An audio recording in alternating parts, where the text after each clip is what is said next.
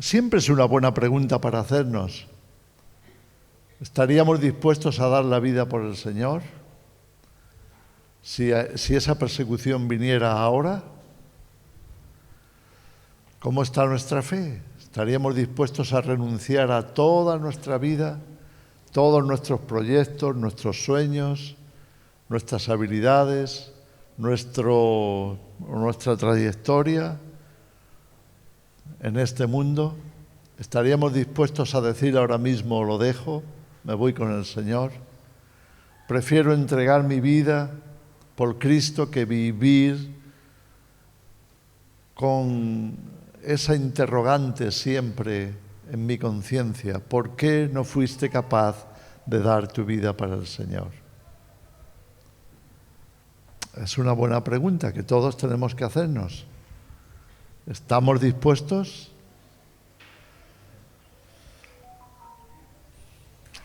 Bueno, no sé si nos alcanzará esa tremenda persecución.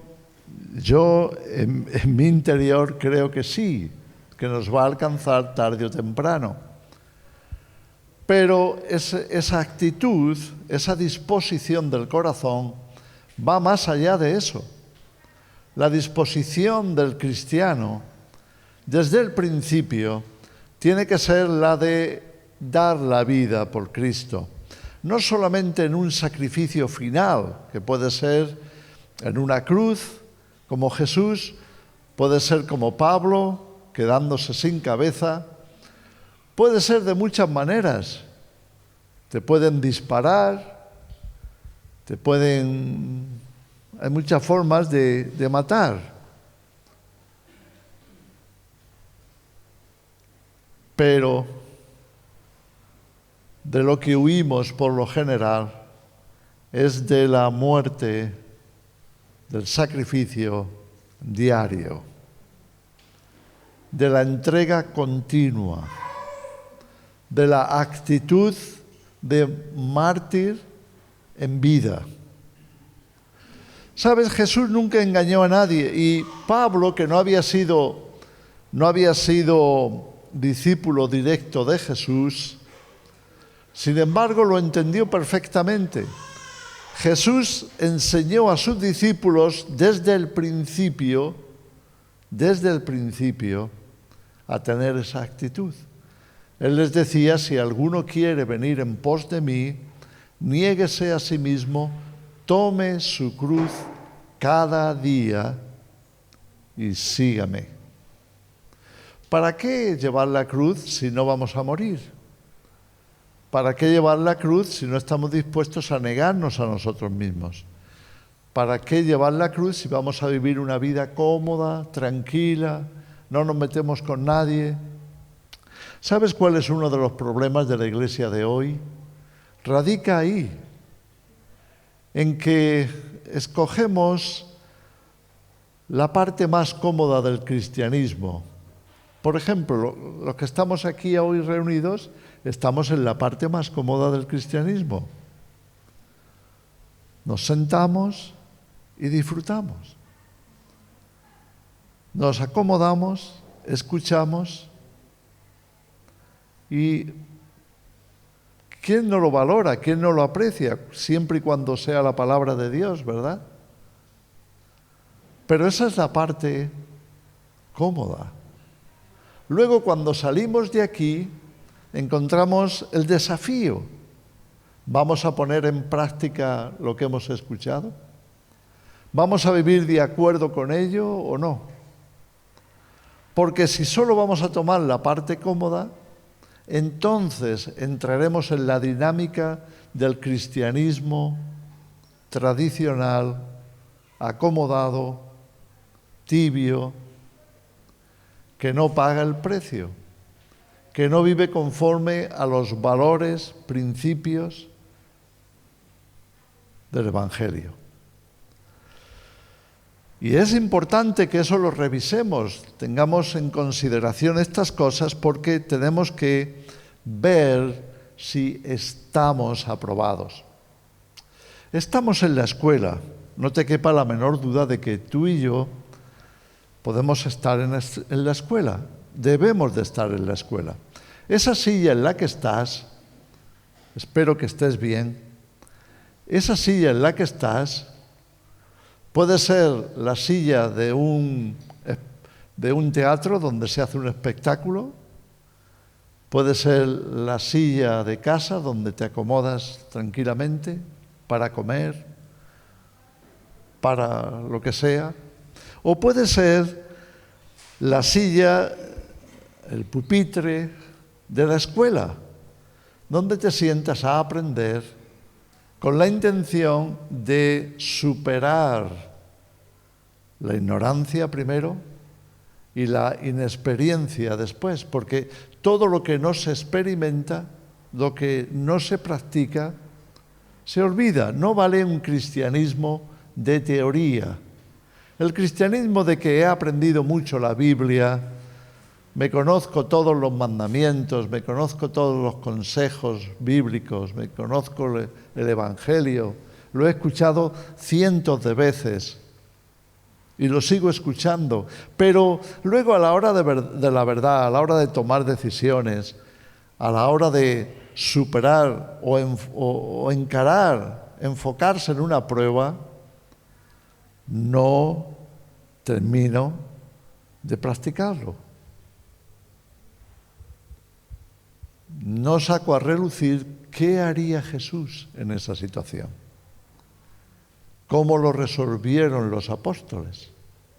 ¿Qué hicieron ellos frente a esa adversidad, ante las pruebas de la vida? ¿Las pasaron? ¿Las superaron? Solo cuando tenemos la práctica podemos decir que realmente lo hemos aprendido. Pasa en cualquier oficio o no. Puedes estudiar una carrera, estar 10 años de tu vida, 12 años de tu vida estudiando y llegas al puesto de trabajo y no sabes por dónde empezar. Porque solo tenías la teoría. Y no es hasta que te ejercitas en la práctica que puedes decir, soy un experto. Lo que he aprendido lo ejercito. Y lo mismo pasa con la vida cristiana.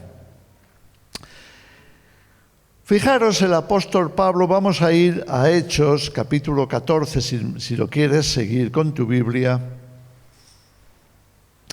Encontramos a Pablo y a Bernabé en medio de lo que llamamos, no es una palabra bíblica, pero estamos acostumbrados a tener nuestra jerga cristiana, ¿verdad? Lo llamamos campaña evangelística. Pues ahí estaban ellos. Y fíjate qué cosa. Llegaron a una ciudad, no importa el nombre, era Listra, pero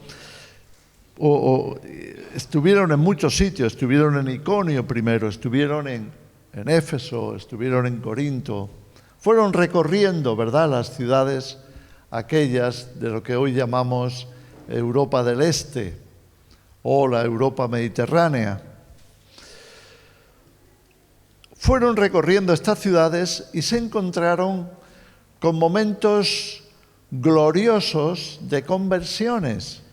Familias enteras se convertían. Personas que nunca habían oído hablar de Jesús, de pronto al escuchar la predicación de Pablo, les impactaba. Estaba hablando de algo que nunca jamás se hubieran imaginado que hubiera existido. Estaban hablando de Jesús, Dios hecho carne, el Hijo de Dios caminando entre los hombres, el Evangelio.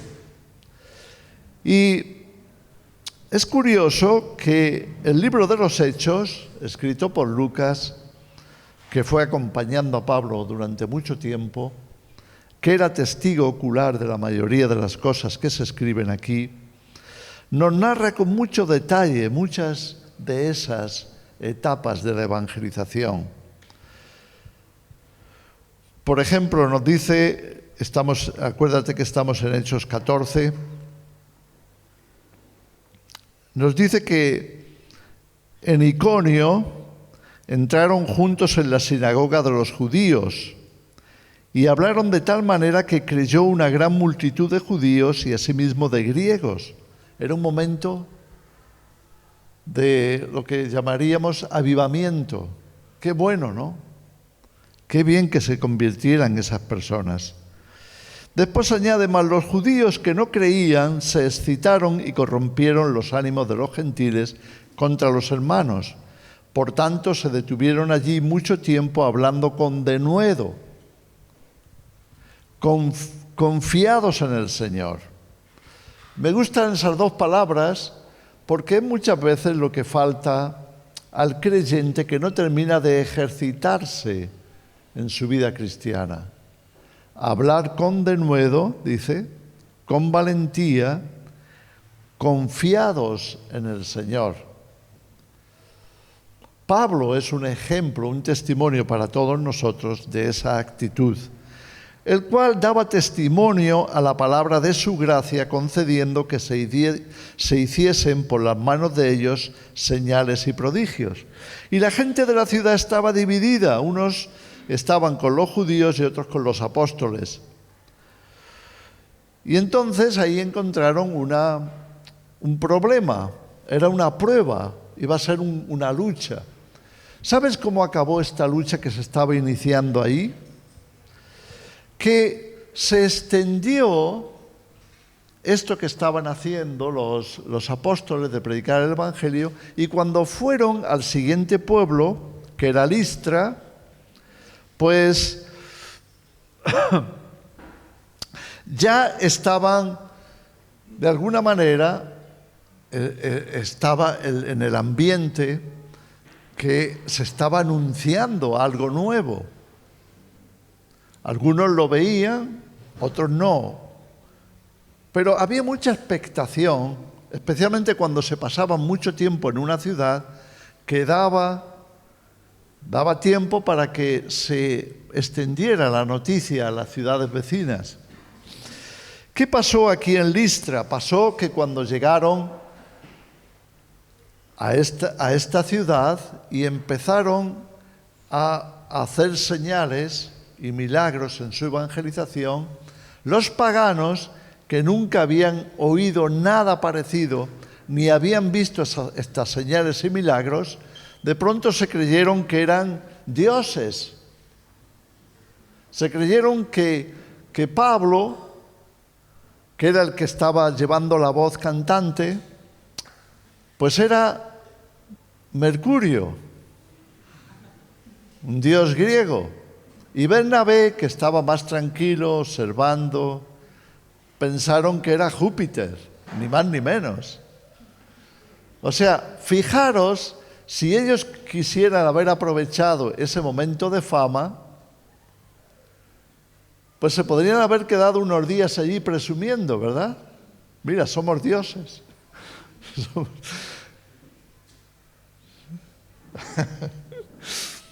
Esa es una tentación de los evangelistas que caen en la cosa esta de la fama, de hacerse famosos.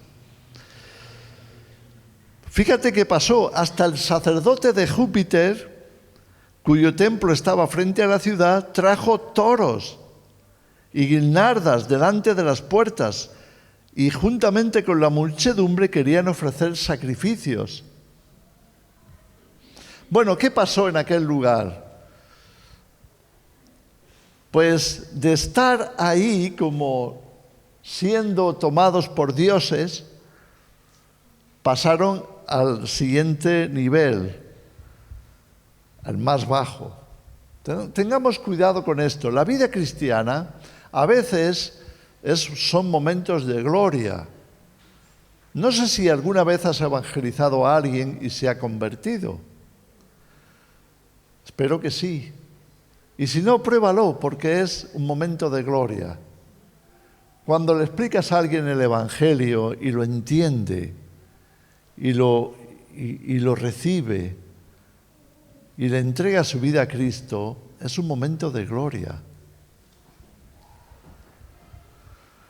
Pero la vida cristiana también es un momento de prueba, es un tiempo de prueba, es una escuela de pruebas. ¿Qué le iba a pasar a Pablo en concreto? Pues iba a entrar en un momento de tremenda persecución. Tanto es así, voy a dar un salto, dice que diciendo estas cosas, difícilmente, porque no querían que les adoraran, difícilmente lograron impedir que la multitud les ofreciese sacrificio.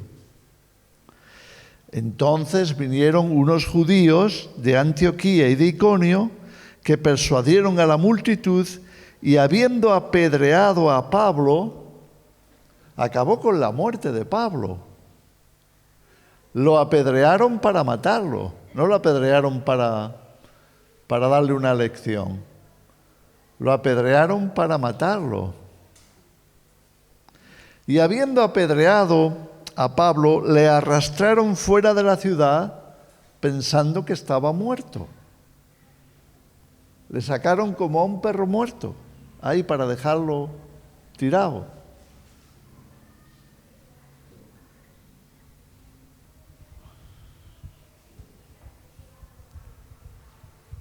Pablo estaba experimentando el por qué tenía que llevar la cruz. Y yo me pregunto, la iglesia de hoy, los cristianos que vivimos hoy, que nos ha tocado este tiempo, un tiempo en el que nos asombramos, por ejemplo, de la ciencia, hasta el punto que muchas personas han cambiado sus valores y principios cristianos por admiración a la ciencia. Van a obedecer antes a la ciencia que a sus Biblias. Se admiran tanto de la obra del hombre que se enamoran de la tecnología. Y van a escoger primero la tecnología a sus Biblias. Van a escoger primero el disfrutar de las cosas que le ofrece este tiempo. Y aquí estamos. ¿Quién no tiene uno de estos? ¿Cierto? No solo lo tenemos, lo usamos. Y no solo lo usamos. Voy a decir una palabra que seguramente no estarás del todo de acuerdo conmigo, porque ¿quién quiere ser adicto?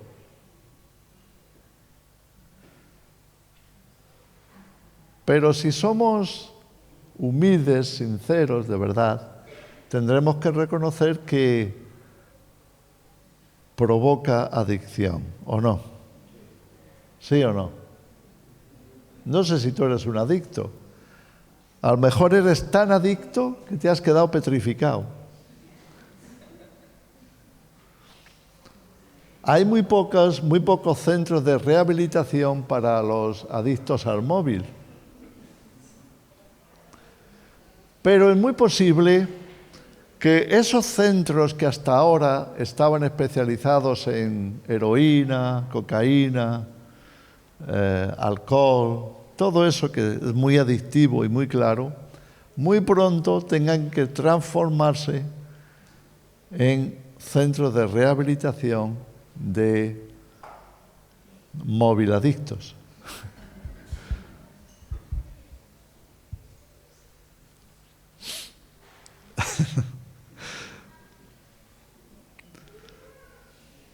Son las tentaciones de nuestro tiempo. A adorar a los ídolos construidos por las personas. A adorar a otros dioses. ¿Dónde está la cruz?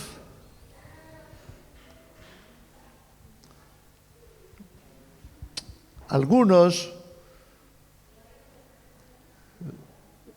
a lo más que llegan de llevar la cruz es colgada en el cuello, así chiquitita para disimular, aunque no se vea mucho, pero eso es lo más cerca que llegan de llevar la cruz. Tenemos que tener mucho cuidado con estas cosas porque vamos a ser puestos a prueba. Creemos que Jesús va a volver. Yo lo creo, no sé si tú lo crees. Yo creo que Jesús quiere volver y no quiere tardarse demasiado porque el mundo se está poniendo fatal, ¿o no? Se está poniendo tan mal y se va a poner tan mal que tenemos un versículo en la Escritura, una frase de Jesús que dice que acortaría el tiempo ¿de qué? De venir. Acortaría el tiempo porque si no nadie sería salvo. Yo creo que ya muchos se están perdiendo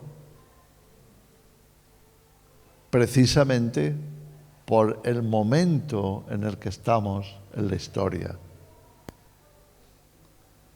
Que muchos están abandonando los valores y principios cristianos porque están entretenidos, están en otra cosa, están siguiendo la corriente del mundo, están nutriéndose de algo distinto que no es la palabra de Dios, que no es la verdad. Y por supuesto les cuesta mucho mantenerse firme en sus valores cristianos, en sus principios bíblicos. Bien, apedrean a Pablo, lo sacan arrastrando ahí como un muerto para que se lo coman las aves, los cuervos y los buitres.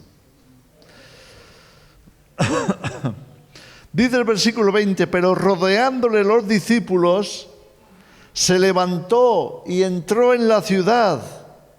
Dios le trajo de nuevo a la vida. Y al día siguiente salió con Bernabé para Derbe, otro pueblo.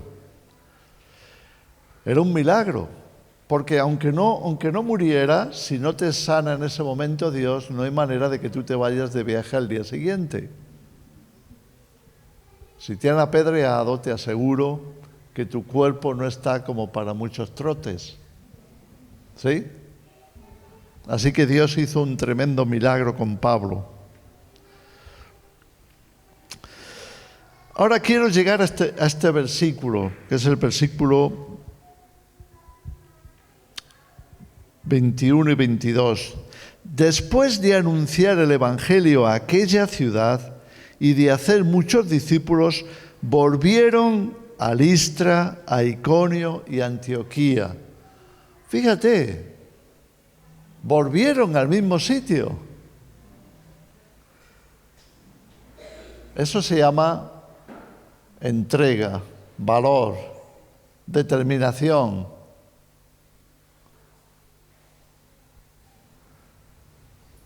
Algunas veces, cuando hemos tenido una mala experiencia de haber evangelizado en algún sitio o algunas personas que no lo han recibido, pues nos queremos olvidar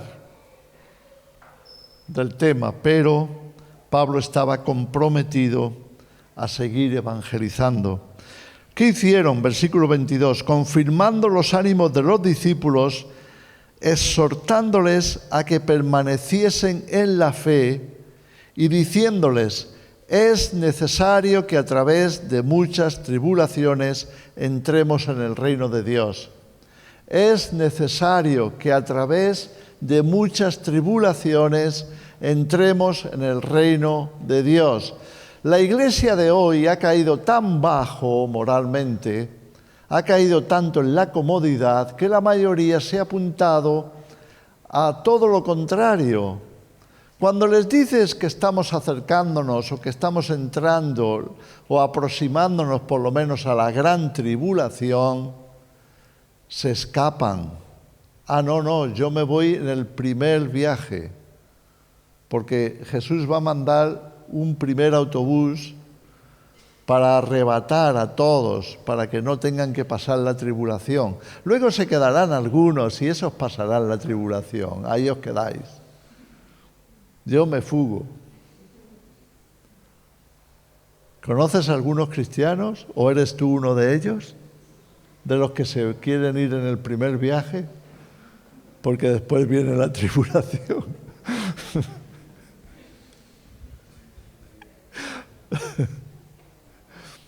Algunos se quedan petrificados. ¿Sabes por qué? Porque han oído durante toda la vida cristiana, porque quizá nacieron y han crecido en una iglesia de estas, que te enseñan que de pasar tribulación nada, Jesús viene primero y tú te vas y adiós, muy buenas los que se quieran quedar, porque eso sí, se quedarán algunos. Pero a ti, por favor, a ti no te va a tocar. Lo tienen tan engranado en su teología, lo tienen tan asumido, que se han olvidado de lo que dice la palabra, que no dice nada de eso, de verdad, no es bíblico. Aquí Pablo está diciendo que tenemos que atravesar muchas tribulaciones antes de entrar en el reino de Dios. Pero como llevamos una vida cristiana tan cómoda, pues no vivimos eso. Pensamos que eso era para los primeros cristianos, que les tocó lo malo. A nosotros nos toca lo bueno. Y entonces ahora la cristiandad ha llegado a estar tan baja de moral, tan floja de carácter, tan débil en sus convicciones, que ¿sabes qué iglesias son las más visitadas? Las más grandes, las más llenas. Son aquellas en las que te dicen que la vida cristiana consiste en ser muy bendecido por Dios. Que te fijes en Abraham, lo rico que era. Fíjate en Job, un hombre riquísimo. Fíjate en el rey David, en Salomón, que ya era el colmo de la riqueza. Y te están poniendo como ejemplos de lo que es la bendición celestial, la bendición divina, aquellos que han pasado una gran vida, llenos de riquezas, llenos de prosperidad, llenos de bendición material. ¿Y qué te dicen? Que eso es lo que Dios quiere para nosotros.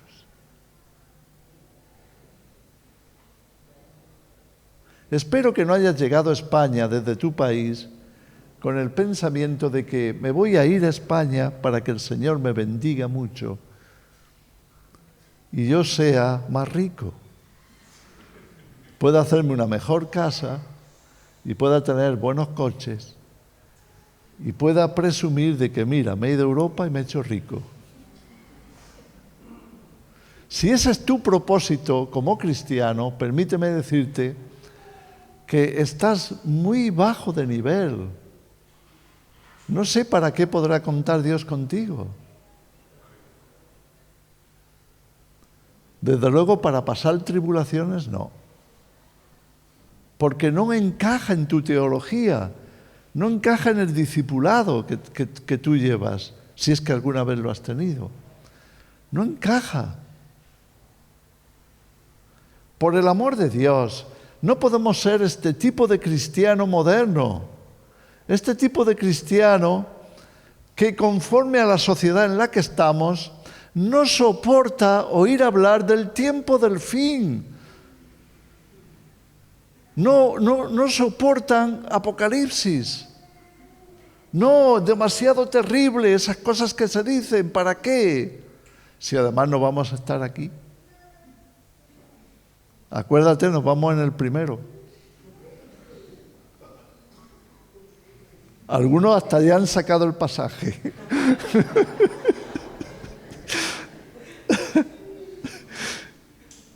Pues guárdalo, que no se te pierda. Y algunos presumen de eso y miran a los demás por encima del hombro, como yo me voy y tú te quedas. ¿Conoces algún cristiano así? Yo soy de los que se van. Si tú te quieres quedar, es cosa tuya. Hermanos, el Señor vendrá y nos llevará, pero permíteme decirte que a todos juntos, no a unos sí y a otros no. ¿De dónde sale eso? Jesús dejará a los que no son cristianos y se llevará a los cristianos, pero no cuando a ti se te mete en la cabeza o te enseñan con doctrinas extrañas. Vendrá después de la tribulación de aquellos días. No lo digo yo, lo dice Jesús. No es una doctrina, es una revelación de parte de nuestro Señor Jesucristo, porque los discípulos le preguntaban, ¿cómo será eso cuando tú vuelvas, cuando venga el reino? Porque ellos esperaban el reino de Dios. Es más, los discípulos se habían repartido las carteras ministeriales, porque como estaban con el Mesías, que era el líder, el rey de Israel, era rey por derecho, era descendiente directo del rey David. Había promesas de que se iba a perpetuar para siempre la estirpe de David, refiriéndose al Mesías, refiriéndose a Cristo.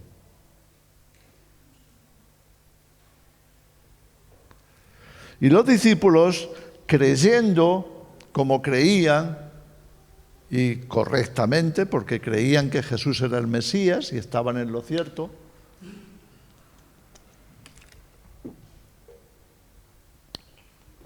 creyendo, ya se estaban repartiendo las carteras, me refiero a los ministerios, y se peleaban entre ellos a ver quién iba a ser el más importante. Hasta convencieron, no sé, o se convenció ella, la mamá de Santiago y de Juan, para tomarlos de la mano y decir, vamos a ver a Jesús porque los primeros vais a ser vosotros. Y aquella madre, con un corazón muy grande por sus hijos, ¿quién no quiere lo mejor para sus hijos, verdad? Los lleva a Jesús a decirles, Señor, mira, esto lo tienes que tener claro, ¿eh? Es que en tu reino, mi Santiago y mi Juanito, los primeros, uno a tu derecha y el otro a tu izquierda. Lo habrás leído en el Evangelio, ¿verdad?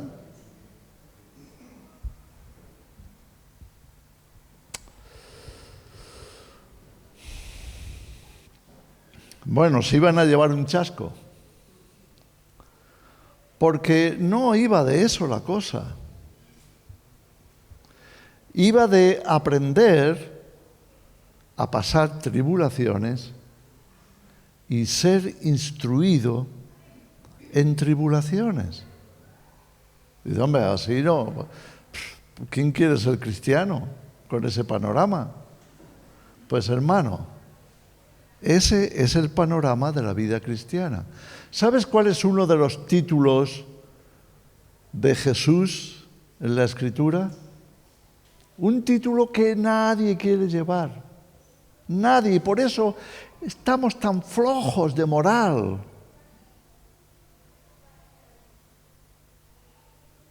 Está en Isaías 53.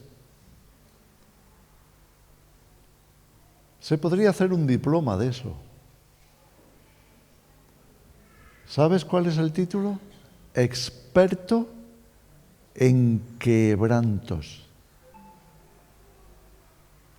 ¿Lo has leído en Isaías 53?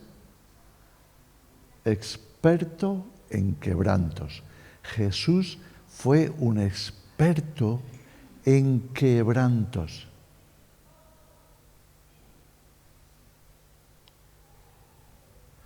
Jesús dijo a los discípulos, como leemos en el Evangelio de Juan también, en el capítulo 16, Jesús habló de que si a mí me han perseguido, también a vosotros os perseguirán. También a vosotros os perseguirán. ¿Qué significa esto? Si no estamos siendo perseguidos, si no estamos experimentando esos quebrantos, quizá debamos preguntarnos si somos discípulos de Jesús. ¿O qué clase de discípulos de Jesús somos? Porque Él dijo, si a mí me han perseguido, o como a mí me han perseguido, porque le persiguieron, también a vosotros os perseguirán. Es necesario, repito la frase de Pablo, que a través de muchas tribulaciones entremos en el reino de Dios. ¿Sabes qué escribió Santiago? Y no quiero hacerlo mucho más largo. ¿Qué escribió el apóstol Santiago en su carta universal a la Iglesia? Hermanos, alegraos al máximo, o a tope, como decimos, alegraos del todo cuando os halléis metidos en pruebas y tribulaciones. Alegraos. Es inhumano. Es literalmente inhumano. Quiero decir, ¿qué humano conoces tú que se ponga a disfrutar el estar pasándolo mal? Claro, es hasta de locos. Porque el sufrimiento sin propósito no tiene en realidad sentido. Un sufrimiento sin propósito no es más que un infierno, una amargura. Entonces, ¿por qué nos tendríamos que alegrar nosotros en ser atribulados, en pasar aflicciones? ¿Por qué? Pues ahí lo explica Santiago. Porque Dios está trabajando en nosotros. Dios está trabajando en nuestro carácter. Dios está trabajando en nuestra formación. ¿Sabes lo que se hace con la piel de los animales para transformarlas en cuero? ¿Alguna vez has observado cómo se curte la piel para poder hacer un zapato, un bolso o lo que sea, un cinturón, cualquier cosa de cuero? Seguro que has tenido alguno o lo tendrás ahora. Y sabes que el cuero, cuando es cuero de verdad, procede de la piel de un animal.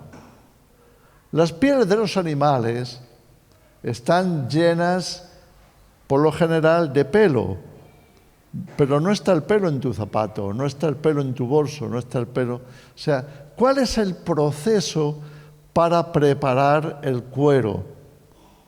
Es un proceso de mucha elaboración, porque cuando tú le quitas la piel a un animal, rápidamente se seca y se pone duro. No es cuero todavía, es piel dura de un animal. Y entonces, para transformarlo en cuero, primero de todo hay que meterlo mucho tiempo en agua para que vuelva a hidratarse y resplandecerse. ¿Y sabes qué hacen después? Lo meten en una solución salina durante semanas, en una solución de sal. Y después le tienen que quitar pelo a pelo.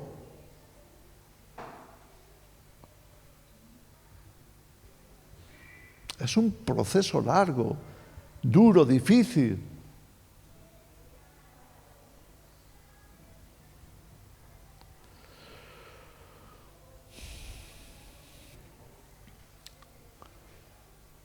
Cuando no tenemos capacidad de sufrimiento, se dice que tenemos la piel muy fina.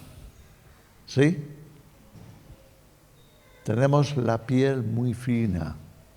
O que no nos hemos curtido.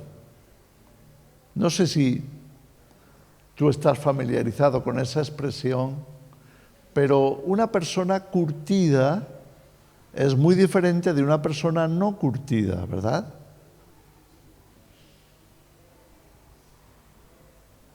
Una persona curtida es una persona que ha pasado un proceso difícil de transformación para que pueda ser útil.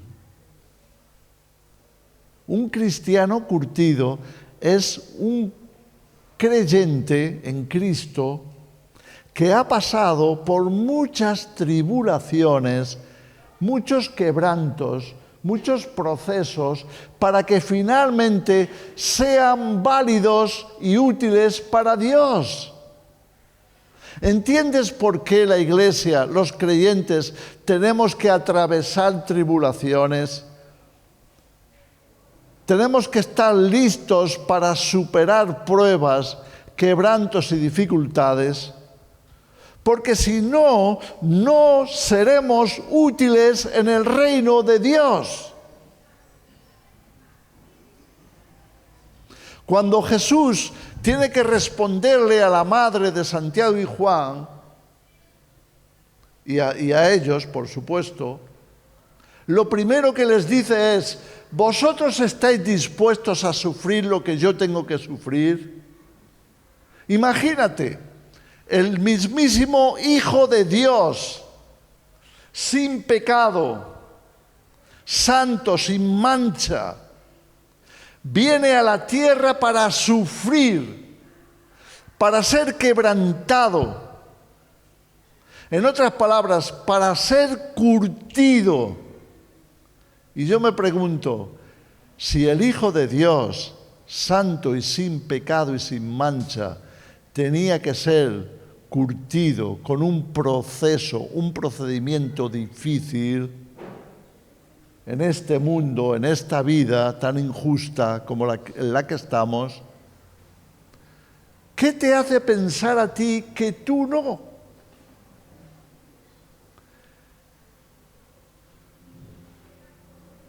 ¿Qué te hace pensar a ti que tú te libras de eso? Permíteme decirte que si no atraviesas esos procesos, no servirás de mucho en el reino de Dios.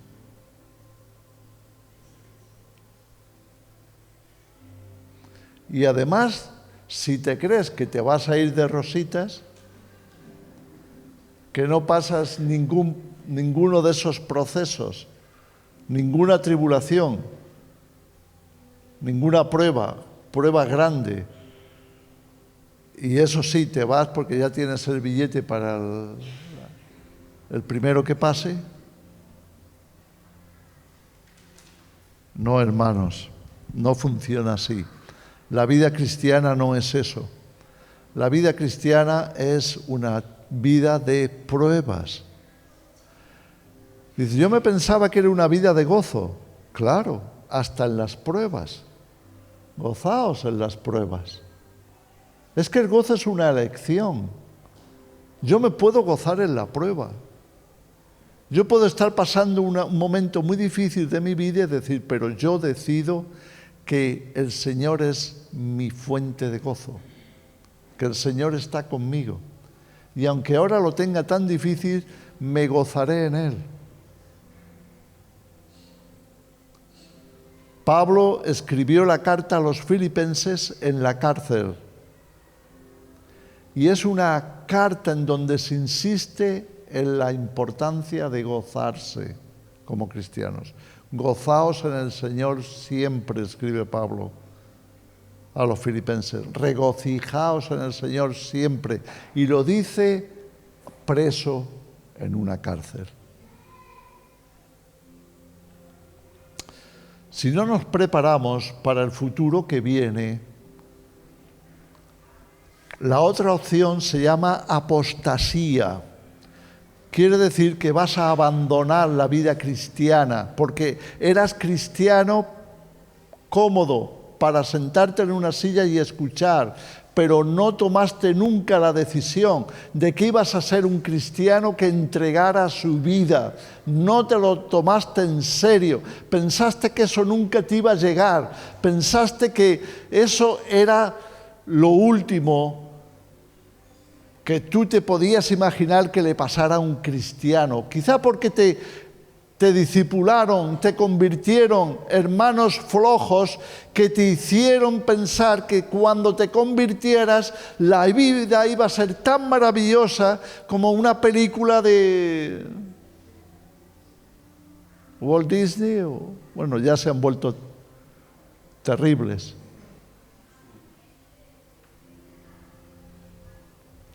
De princesitas.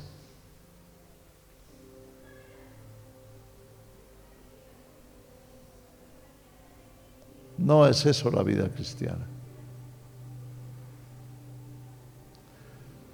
La vida cristiana es una vida de curtirse, de tomarse en serio la palabra de Dios y de ponerla en práctica. De sufrir si hay que sufrir. De ser capaz de gozarse en las pruebas. Termino con esta escritura de Hebreos 12. Nos habla del ejemplo de Jesús, que sufrió la cruz. Sufrió la cruz, que escogió voluntariamente. Y antes de eso te explica por qué escogió la cruz.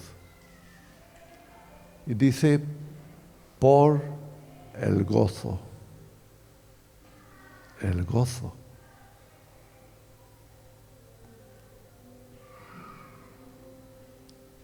Él sabía que iba a sufrir terriblemente.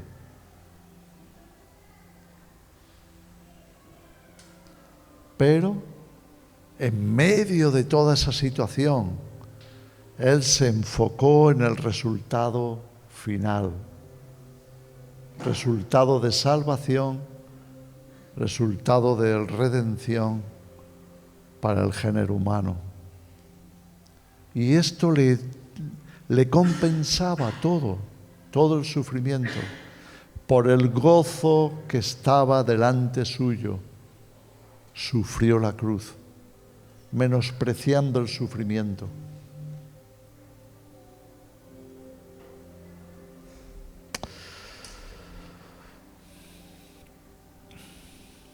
Vamos a terminar. Terminamos con una oración. Señor, te damos las gracias por tu palabra, por los ejemplos que están aquí descritos, comenzando por ti, Señor. Gracias por lo que tú instruiste a los discípulos de lo que significaba seguirte, ser un discípulo tuyo.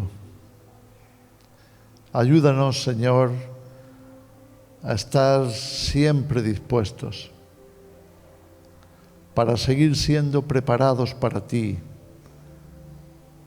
para ser útiles a tu causa, a tu reino.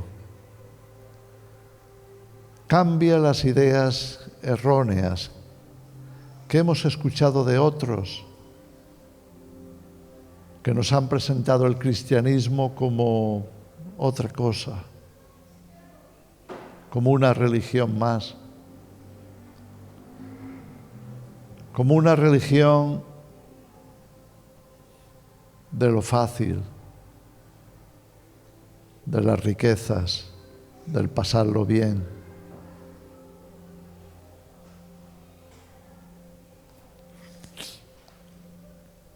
Ayúdanos, Señor. Ayúdanos a tenerte a ti como nuestro enfoque.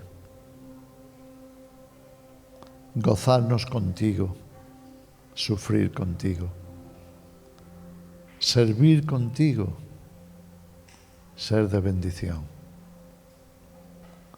En el nombre de Jesús. Amén.